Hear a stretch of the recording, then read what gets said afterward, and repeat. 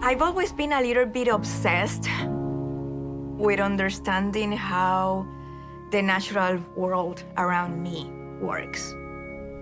My parents instill in me the importance of questioning everything.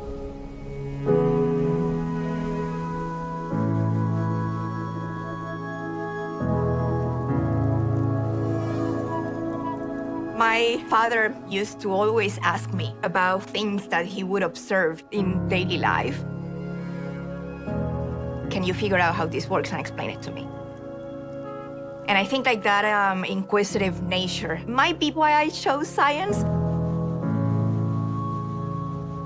It was a way of satisfy that curiosity to discover.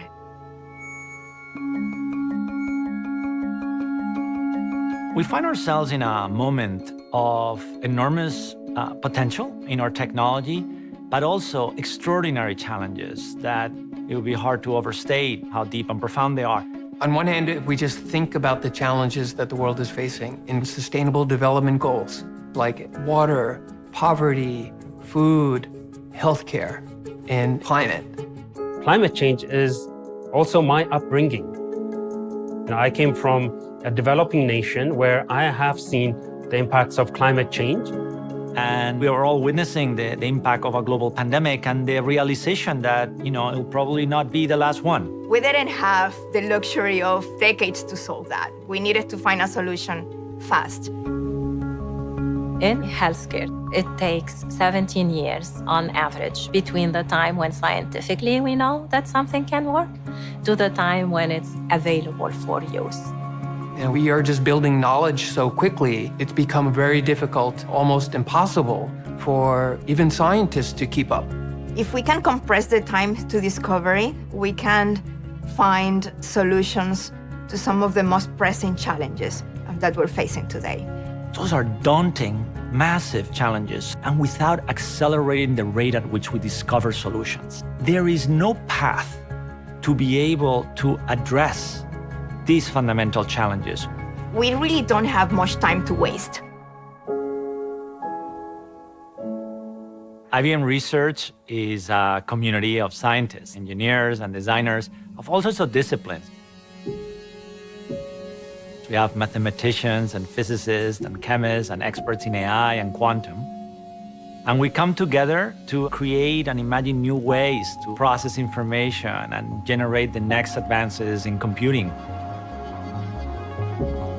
IBM Research has played through our history and continues to play a central role of creating new solutions and imagining new ways to bring computing to solve some of our hardest problems. And if we weren't here, I think we would lose a massive vector of progress for the world.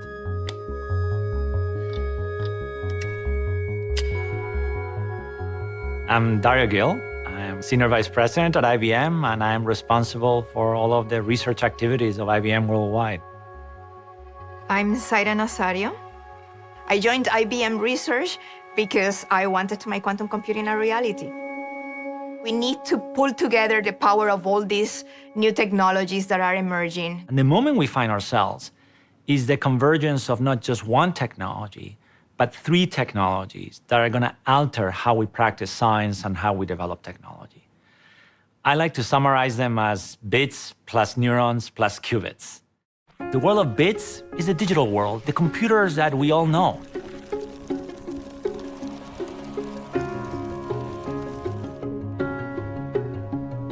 Now enter the world of artificial intelligence. That's the world of neural networks that have inspiration from the biological brains, and they allow us to solve problems differently, to learn from data.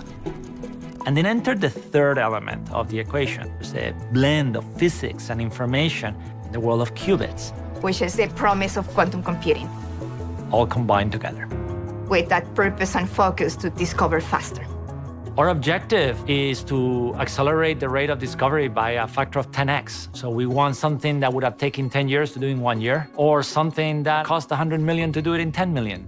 I think what the world hasn't grasped yet are the implications of the convergence of these technologies in the context of accelerating scientific discovery. We really have set ourselves the target of not a little bit better, but really a significant jump.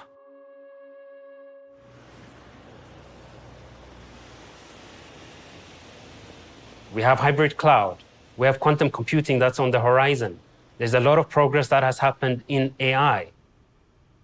I think it's going to be important for us to figure out how we're going to make them more accessible so that scientists do what they do best, which is really focusing on tough problems.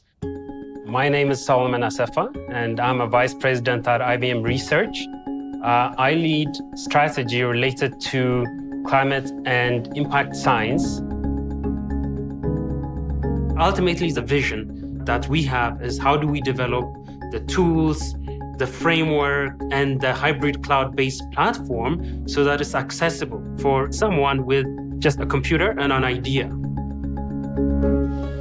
Let's say we have a scientist in a lab, a university, fresh postdoc. All she has is a computer, some simulation software, and some ideas. She could use deep search to go through years of publication. She doesn't have to download all of the documents. She can just access the cloud. Instead of a few months, it could be a few hours. That's where the power of the cloud is.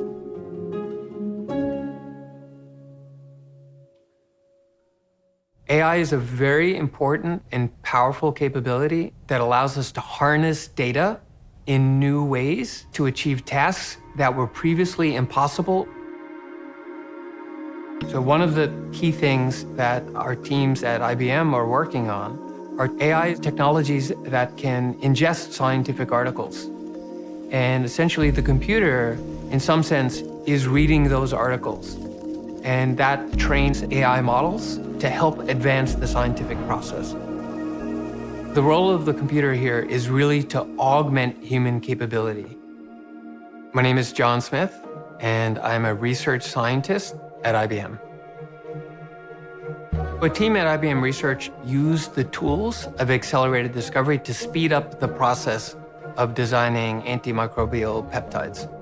Antimicrobial peptides can help with challenges around antibiotics. What the team at IBM Research did is essentially train a set of AI models to create a generative model, and that generative model then could be applied to propose truly novel, new designs for antimicrobial peptides that no team of scientists have ever come across before. In this case, it worked. The IBM Research team got a publication in Nature this past summer, 2021. This is a really big deal, and it's a big deal in two ways. On one hand, it is about going faster. It's a remarkable speed up in the ability to discover something new, but it's also hugely significant because the IBM team was able to create fundamentally new technology foundation that can be applied again and again and again in so many other scientific discovery contexts.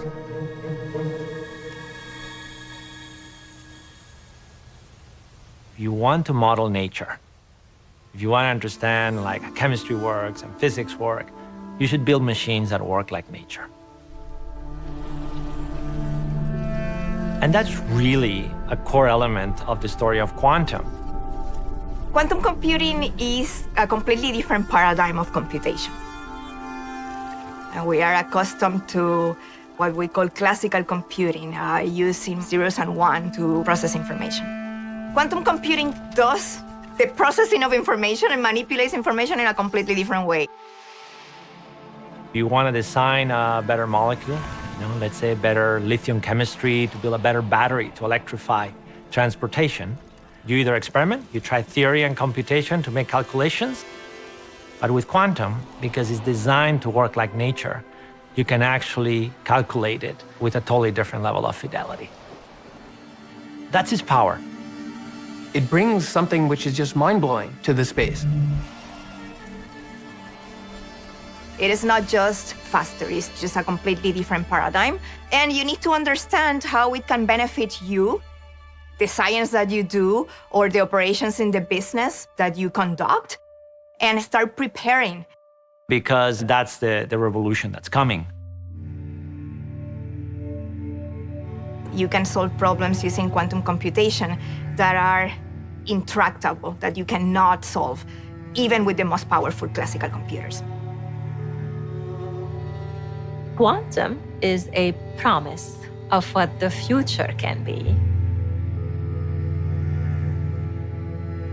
We have an amazing partnership that we started with the Cleveland Clinic. They're one of the best hospitals in the world, and they just celebrated their centennial. And they asked themselves this actually important question to say, what does the next 100 years look like? And one of the conclusions that they reach, which is very common across industries, is that it will be the combination of their field, the world of discovery of life sciences and healthcare, combined with the world of information, right? And with the world of computation. What gets me up in the morning every day are two things, equally important to me: patients and research. Our mission statement in Cleveland Clinic is caring for the sick, researching for health, and educating those who serve. I'm Dr. Lara Jehai. I'm the Chief Research Information Officer for the Cleveland Clinic Health System. There are hundreds of steps that we need to go through in the context of a single research project. These months add up to years. And with this partnership, we are hoping to accelerate that from the years to the days and the weeks. If you are a patient who is dealing with heart disease, you are dealing with this disease now. If you knew that that answer was in a lab somewhere and it's not getting to you until 17 years from now, how are you going to feel? How is that acceptable? A commitment towards research is an intangible quality that is very difficult to describe, but for people who work in research, it is one of those things where you know it when you see it. And it was pretty obvious from our earlier conversations with IBM that that intangible quality is there.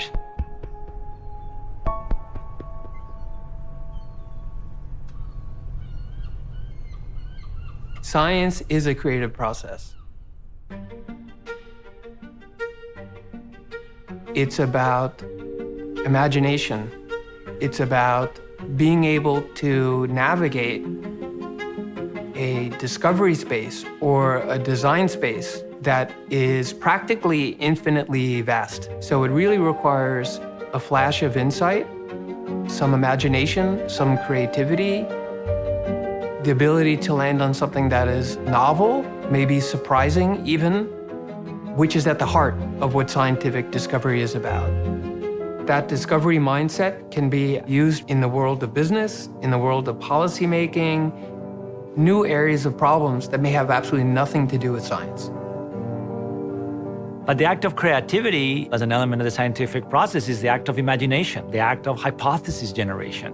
You pose a hypothesis and then go through different steps in order to discover a solution. And that's a very important part of the scientific method, that aspect of sharing and building on each other. And it's a loop, it's a continuous loop of doing that process. I always associate with frontiers. You look on the horizon and you're curious as to what's next. And there is a process and a method to go and look. This is not a purely scientific endeavor. It's creativity throughout. I believe that non-scientists use the process of discovery more than they might realize. Supply chain resiliency, for example. We can actually discover faster what kind of disruptions could happen in the future. Another example, policy intervention, is a very, very complex space. Governments could create a hypothesis and try it out fast and figure out what is the best policy intervention to solve some of the hardest problems. I think that can apply to every sector, every company, every area in the world. We are eager for partners to join us in this journey to discovery because the problems that we're facing are really tough problems. But when we have great challenges, it focuses the mind of lots and lots of people and lots of institutions.